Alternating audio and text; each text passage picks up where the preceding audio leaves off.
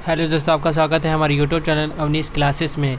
शैक्षिक मूल्यांकन जो अति लघु त्रिप्रश्न है इसमें कराया जाएंगे। ये सेकंड पार्ट में है, 34 क्वेश्चन से कराया जाएगा। इसका पहले के जो क्लासेस है बहुविकल्पी प्रश्न और इसके आगे के क्वेश्चन मैंने करा दिए हैं। उसका मैंने आई बटन में वीडियो लिंक दे दिया, प्ले लिस्ट जाकर आप चेक कर सकते हैं। अगर आपको ये PDF चाहिए तो मेरे टेलीग्राम को ज्वाइन कर लीजिए। क्लास के बाद वहाँ पर आपको PDF नोट सारी क्लासेस की मिल जाएंगे। तो यहाँ से स्टार्ट करने 34 क्वेश्चन थे। तो 34वां क्वेश्चन है कि प्रश्नों के प्रमुख प्रकार बताइए कि प्रश्नों के प्रमुख प्रकार कौन कौन से होते हैं। तो प्रश्नों के प्रमुख प्रकार कुछ इस प्रकार होते हैं। विचार उत्तेजक प्रश्न होते हैं, शिक्षण प्रश्न होते हैं, स्मृति प्रश्न होते हैं, परीक्षण प्रश्न होते हैं, समस्या प्रश्न होते हैं, तुलनात्मक प्रश्न, बोध प्रश्न इत्यादि। ठीक है। इसके बाद 35 क्वेश्चन है कि परीक्षण में वैधता से क्या अभिप्राय है। तो परीक्षण में वैधता से आशय उस कार्य कुशलता से है जिससे वह परीक्षण उस तथा तथ्य का मापन करता है जिसके लिए वह बनाया गया है। ठीक है। इसका 36 क्वेश्चन है क्रियात्मक जो होता है, क्रियात्मक शोध की क्या आवश्यकता है। तो विद्यालय में विभिन्न समस्याओं के त्वरित समाधान उसके समान परिस्थितियों के अंतर्गत विद्यालय से संबंधित लोगों द्वारा करने के लिए क्रियात्मक शोध की आवश्यकता होती है। ठीक है। इसके बाद 37 क्वेश्चन है कि मूल्यांकन के भावात्मक पक्ष को बताइए। तो मूल्यांकन के भावात्मक पक्ष से तात्पर्य छात्रों के भावों, रुचियों, दृष्टिकोणों, मूल्यों, मनोवृत्तियों, अभिवृत्तियों आदि का मूल्यांकन करना है। 38 क्वेश्चन है कि मूल्यांकन के अंतर्गत संज्ञान सहगामी पक्ष से आपका क्या तात्पर्य है। तो मूल्यांकन के संज्ञानात्मक पक्ष के बाद भावात्मक तथा कौशलात्मक एवं व्यवहारात्मक पक्ष आता है जिसे संज्ञान सहगामी पक्ष कहा जाता है। ठीक है। इसके बाद 39 क्वेश्चन है कि मूल्यांकन के युग्म मूल्यांकन को स्पष्ट कीजिए। तो युग्म मूल्यांकन में छात्र छात्राएं परस्पर एक दूसरे का सफलतापूर्वक मूल्यांकन कर सकते हैं। इसके बाद 40 क्वेश्चन है कि सतत मूल्यांकन का आश्रय बताइए। तो सतत मूल्यांकन से आश्रय उस मूल्यांकन से है जो सीखने सिखाने के साथ साथ चलता रहता है, जिससे छात्र के अनुभवों और व्यवहार में होने वाली परिवर्तन का लगातार मूल्यांकन होता रहे। इसका 41 क्वेश्चन है कि व्यापक मूल्यांकन के उद्देश्य बताइए। तो व्यापक मूल्यांकन का उद्देश्य छात्रों के सभी पक्षों संज्ञानात्मक, भावात्मक, कौशलात्मक व व्यवहारात्मक का मूल्यांकन करना है। इसके बाद 42 क्वेश्चन है कि बच्चों के शैक्षिक अभिवृद्धि से आपका क्या आशय है। तो है बच्चों की अभिवृद्धि का आशय है कि बालक के डिलडोल एवं भार में वृद्धि इसमें मांसपेशियों तथा शरीर की संरचना में ही नहीं होती वरुण या आंतरिक अंगों और मस्तिष्क में भी होती है। बालक के मस्तिष्क में जैसे जैसे अभिवृद्धि हो जाती है उसकी सीखने, स्मरण रखने तथा तर्क करने की क्षमता में वृद्धि होती जाती है। तर्क करने की क्षमता आना बालक के मस्तिष्क की अभिवृद्धि का ही परिणाम होता है। इसका 43 क्वेश्चन है कि मूल्यांकन में जोड़ा बनाने वाले प्रश्नों से आपका क्या आशय है। तो जोड़ा बनाने वाले प्रश्नों का आशय दी गई सूचियों दो अथवा दो से अधिक में से सूची आधार सूची के एकांशों को दूसरी सूची प्रतिक्रिया सूची जिसमें एक या अधिक सूचियां हो सकती हैं एकांशों से मिलाना या जोड़ा बनाया जाता है। इसके बाद 44 क्वेश्चन है कि क्रियात्मक शोध का उद्देश्य बताइए। तो क्रियात्मक शोध का उद्देश्य शिक्षा जगत के लोगों द्वारा संस्था सामान्य परिस्थितियों में वैज्ञानिक पद्धतियों का प्रयोग करने हेतु शिक्षा जगत की समस्याओं का समाधान करना है। 45 क्वेश्चन है कि क्रियात्मक शोध से क्या तात्पर्य है। तो क्रियात्मक शोध से आशय उच्च व्यवहारिक शोध से है जिससे विद्यालय से संबंधित लोगों द्वारा अनुभव की जाने वाली समस्याओं के वैज्ञानिक ढंग से हल करने का प्रयास स्वयं उनके द्वारा किया जाता है। इसके बाद 46 क्वेश्चन है कि न्यायाधीश से आप क्या समझते हैं। तो न्यायाधीश से तात्पर्य किसी जनसंख्या से चुने गए उस छोटे समूह से है जिसका चयन इस प्रकार किया गया है कि वे संपूर्ण जनसंख्या का पर्याप्त प्रतिनिधित्व करते हो या करते रहें। क्रियात्मक शोध के उपकरण के अंतर्गत अवलोकन का क्या तात्पर्य है। तो क्रियात्मक शोध के उपकरण के रूप में अवलोकन से आशय उस शोध में ली जाने वाली जनसंख्या के किसी कार्य अथवा व्यवहार को देखना, अवलोकित करना जिससे उसके वर्णित कार्य व्यवहार के विषय में निर्णय लिया जा सके।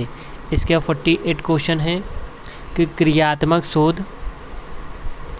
क्रियात्मक शोध के अंतर्गत प्रदत्त विश्लेषण का आश्रय बताइए। तो क्रियात्मक शोध में प्रयुक्त उपकरण के माध्यम से संकलित पदार्थों का निष्कर्ष प्राप्त करने की दृष्टि से सांख्यिकी आदि के प्रयोग द्वारा विश्लेषण करना पदार्थ विश्लेषण कहलाता है। इसके बाद 49 क्वेश्चन है कि शून्य परिकल्पना का अर्थ समझाइए। तो देख लेते हैं शून्य परिकल्पना का अर्थ क्या है। तो शून्य परिकल्पना एक प्रकार से नकारात्मक परिकल्पना होती है जिससे यह मानकर चलते हैं कि दो चरों में कोई संबंध नहीं है या दो समूहों में किसी विशेष चर के आधार पर कोई अंतर नहीं है। इसके 50 क्वेश्चन है कि समस्या 50 क्वेश्चन है कि क्रियात्मक शोध के चरण क्या है। तो समस्या चयन करना होता है, समस्या को परिभाषित करना होता है, समस्या सीमांकन करना होता है, समस्या के संभावित कारणों का पता लगाना तथा कारणों का विश्लेषण करना, क्रियात्मक परिकल्पना निर्माण, अभिकल्प निर्माण, उपकरणों का विकास, विश्लेषण, निष्कर्ष। ठीक है।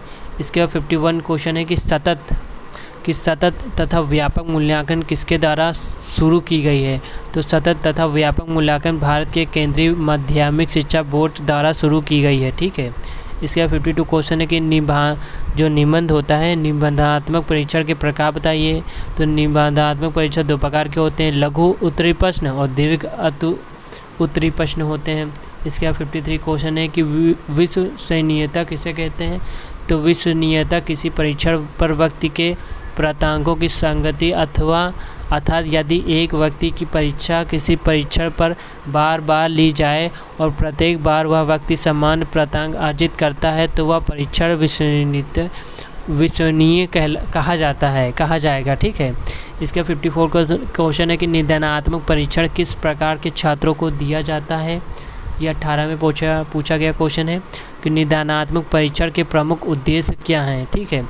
तो उत्तर देख लेते हैं क्या है कि निदानात्मक परीक्षण एक ऐसा परीक्षण है जिसके आधार पर जटिल विषय वस्तु को सूक्ष्म इकाई में बालक की विशिष्टता और कमियां परिलक्षित होती हैं। निदानिक शिक्षण द्वारा यह पता लगाने का प्रयास किया जाता है कि पाठ्य पुस्तक का कौन सा भाग किस मात्रा में सीखा गया है तथा कितना भाग छात्र सीखने में असमर्थ रहता है।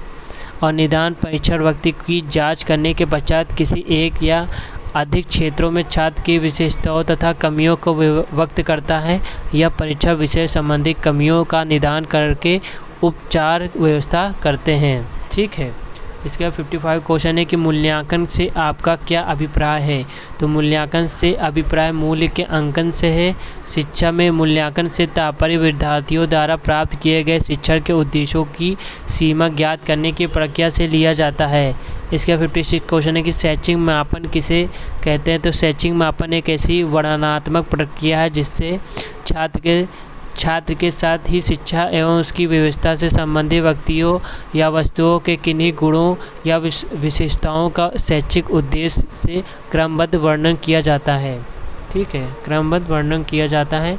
इसका 57 क्वेश्चन है कि क्रियात्मक शोध का मूल मंत्र क्या है। तो समस्या हमारी और समाधान भी हमारा। ठीक है। यह 18 में पूछा गया क्वेश्चन है कि क्रियात्मक शोध का मूल मंत्र क्या है। तो समस्या हमारी और समाधान भी हमारा। इसका 58 क्वेश्चन है कि शैक्षिक शोध क्या होता है। तो शैक्षिक अनुसंधान छात्र अध्ययन, शिक्षण विधियों, शिक्षण प्रशिक्षण और कक्षा गतिक जैसे विभिन्न पहलुओं पर किया जाता है। जो शोध शिक्षा संबंधित समस्याओं पर किया जाता है उसे शैक्षिक अनुसंधान कहा जाता है। 59 क्वेश्चन है कि लिखित परीक्षा की उपयोगिता लिखिए। तो लिखित परीक्षा की उपयोगिता की देख लेते हैं क्या कौन सी होती हैं। तो पहली है इसके द्वारा विचारों की अभिव्यक्ति के स्तर का पता चल जाता है। दूसरी है लिखित परीक्षा के द्वारा छात्र के भाषा ज्ञान की जानकारी प्राप्त होती है। थर्ड है लिखित परीक्षा द्वारा प्रस्तुतिकरण की शैली का ज्ञान होता है। इसका 60 क्वेश्चन है कि सामाजिक कौशल मूल्यांकन के उपकरण कौन कौन से हैं। तो प्रतिच्छेदकरण है, समायोजन है, निर्देशित अनुक्रिया है, यांत्रिकरण है, जटिल परीक्षण अनुक्रिया है। ठीक है। इसके बाद 61 क्वेश्चन देख लेते हैं क्या है। तो 61 क्वेश्चन है कि सामाजिक दृष्टिकोण से मूल्यांकन की आवश्यकता क्या है लिखिए। तो पहली है मूल्यांकन के द्वारा बालक के विषय में उपयोगी सूचनाएं प्राप्त होती हैं जिनका सामाजिक व्यवस्था बनाने में प्रयोग किया जा सकता है। दूसरा है मूल्यांकन में व्यक्तिगत भिन्नताओं का ज्ञान होता है, इसी ज्ञान से व्यक्तिगत शिक्षण संभव है। इसका 62 क्वेश्चन है कि मौखिक अभिव्यक्ति के साधन कौन कौन से हैं, तो भाषा है, व्याकरण है, बोली है। ठीक है। इसका 63 क्वेश्चन है कि क्रियात्मक शोध की शिक्षा में आवश्यकता बताइए, तो विद्यालय की कार्य प्रणाली में सुधार एवं विकास करना। सेकेंड है छात्रों और शिक्षकों में प्रजातंत्र के व्यवस्थापिक गुणों का विकास करना। तीसरा है विद्यालय के कार्यकर्ताओं, शिक्षक, प्रधानाचार्य, प्रबंधक तथा निरीक्षकों में वैज्ञानिक दृष्टिकोण का विकास करना। ठीक है, यह क्रियात्मक शोध की शिक्षा आवश्यकता बताती है। इसका 64 क्वेश्चन है कि उपचारात्मक शिक्षण की कोई 2 विधियां लिखिए, तो छात्रों की त्रुटियों और कमियों के समय समय पर शुद्ध करना। दूसरा है प्रत्येक छात्र के अधिगम संबंधी दोषों पर व्यक्तिगत रूप से ध्यान देना। इसका 65 क्वेश्चन है कि मूल्यांकन की 2 विशेषताएं लिखिए, तो पहली है यह एक व्यापक प्रक्रिया है, दूसरी है यह एक लगातार चलने वाली प्रक्रिया है। ठीक है। इसके बाद 66 क्वेश्चन है कि सतत मूल्यांकन के 2 महत्व बताइए, तो इसको शिक्षण अधिगम प्रक्रिया के अभिन्न अंग के रूप में समझा जा सकता है। और दूसरा है इसमें अधिगमकर्ता बालक के संपूर्ण व्यक्तित्व के विकास पर ध्यान देता है। ठीक है। इसका 67 क्वेश्चन है कि शैक्षिक नवाचारों के उद्देश्य बताइए, तो शिक्षा में शिक्षा नवाचारों का प्रयोग का मुख्य उद्देश्य शिक्षा व्यवस्था को व्यवस्थात्मक प्रतिस्पर्धा में आगे पहुंचाना है, जिससे कि संसार में हमारी शिक्षा प्रणाली आदर्श के रूप में जानी जाए। दूसरी है शिक्षण में अधिगम प्रक्रिया को सरल एवं प्रभावी बनाई जाए। थर्ड है छात्रों का सर्वगणित विकास करना, जिससे कि छात्रों में अंतर्निहित प्रतिभाओं का विकास किया जा सके। फोर्थ है छात्रों एवं शिक्षकों का नवीनतम वैज्ञानिक दृष्टिकोण का विकास लाना, जिससे कि वे अंधविश्वास और कुरीतियों से दूर रह सकें। इसका 5th पॉइंट है शैक्षिक नवाचारों का प्रमुख उद्देश्य छात्रों द्वारा प्राप्त ज्ञान को स्थायी बनाना है, क्योंकि जब छात्र क्रियाशील होकर ज्ञान प्राप्त करेगा तो वह ज्ञान स्थायी होगा। इसी के साथ आज की क्लास समाप्त हुई। आज यहाँ तक मैंने यहाँ पर टोटल आपको 67 क्वेश्चन करा दिए हैं। ये PDF आपको मेरे टेलीग्राम चैनल में मिल जाएगी, जिसका लिंक मैंने अपने डिस्क्रिप्शन के नीचे दे दिया, वहाँ से जाकर आप डाउनलोड कर सकते हैं। अगर आपको क्लास अच्छी लगी तो क्लास को लाइक और चैनल को सब्सक्राइब जरूर करिएगा। इसमें आपको BTC के जितने भी सिलेबस हैं उनके सारी राजन सीरीज कराई जाएगी और इनकी PDF आपको मेरे टेलीग्राम चैनल में मिल जाएगी। तो आप टेलीग्राम चैनल को ज़रूर ज्वाइन करिएगा, क्योंकि वहाँ पर आपको सारी इन्फॉर्मेशन टेलीग्राम में मिल जाएगी। ठीक है। और सब्सक्राइब नहीं किया तो सब्सक्राइब ज़रूर करिएगा।